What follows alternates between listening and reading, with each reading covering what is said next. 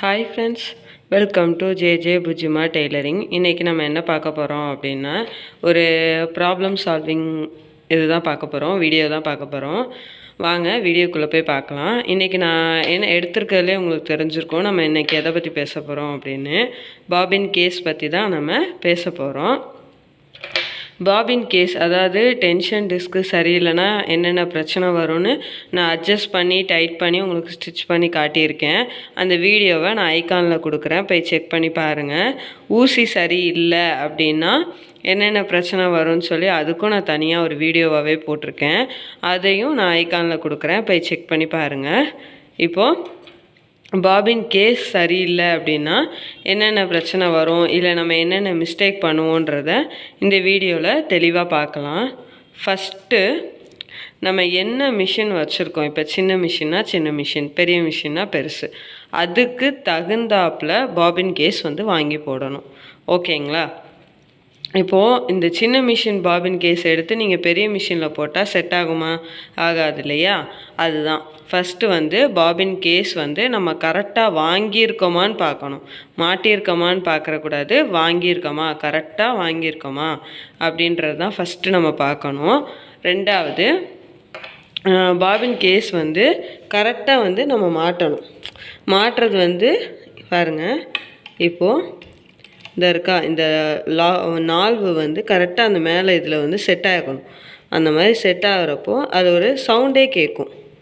அந்த ஹோல் கரெக்டாக உள்ளே வச்சுட்டு மாட்டினா இப்படி ஒரு சவுண்டு கேட்கும். இந்த சவுண்டு கேட்கணும். அப்படி கேட்கலை அப்படின்னா பாபின் கேஸ் உள்ளே இன்னும் செட் ஆகலைன்னு அர்த்தம். ஓகேவா?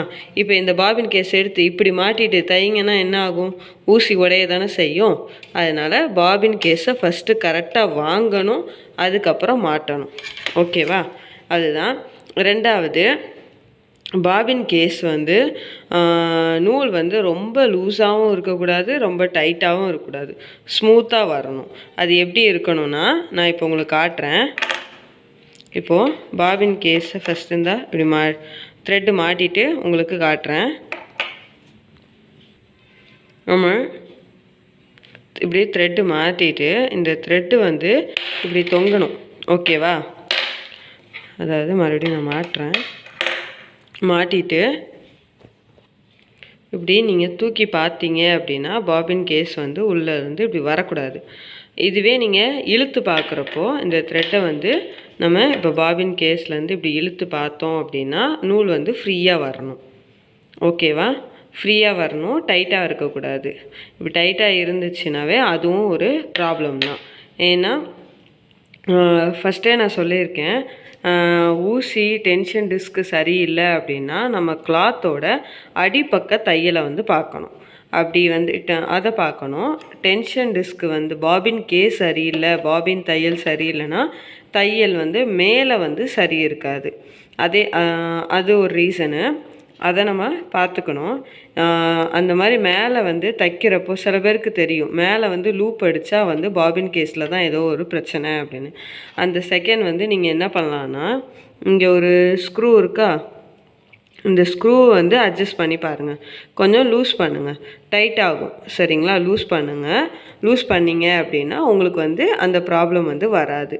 இதுதான் பாபின் கேஸில் உள்ள ஃபஸ்ட்டு ரீசன். கரெக்டான சைஸு வாங்கணும். ரெண்டாவது, கரெக்டாக மாட்டணும். மூணாவது, பாபின் கேஸ் நூல் வர்றது ஈஸியாக இருக்கணும். சரிங்களா?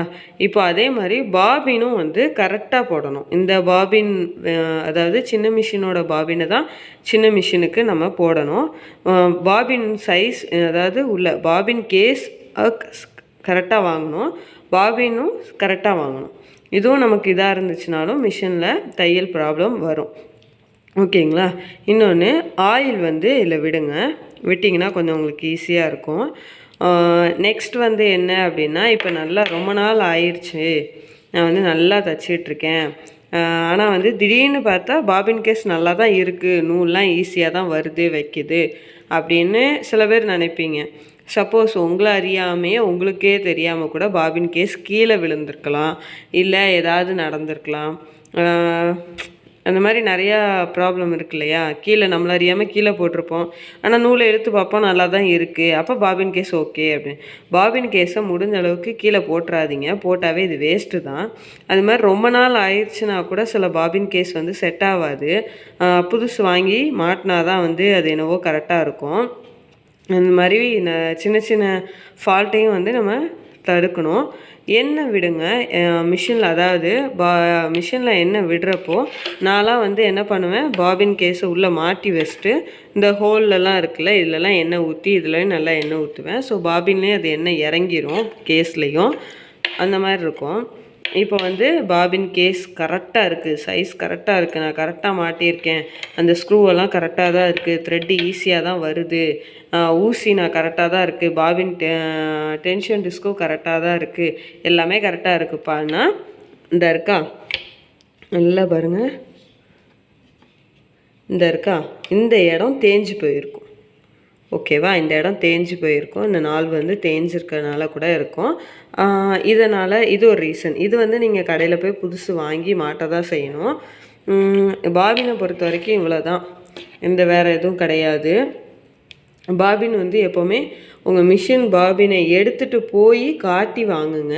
ஏன்னா கடைக்காரங்க நம்ம கரெக்டாக தான் சொல்லுவோம், கடைக்காரங்க கூட தப்பாக கொடுக்கலாம், இல்லை நம்மாவே தப்பான சைஸு சொல்லிடலாம். பிகினர்ஸ்க்கெலாம் அந்த மிஸ்டேக் இருக்கும், இல்லாமல் இருக்காது. ஸோ அவங்களுக்கான ஒரு வீடியோ தான் இது.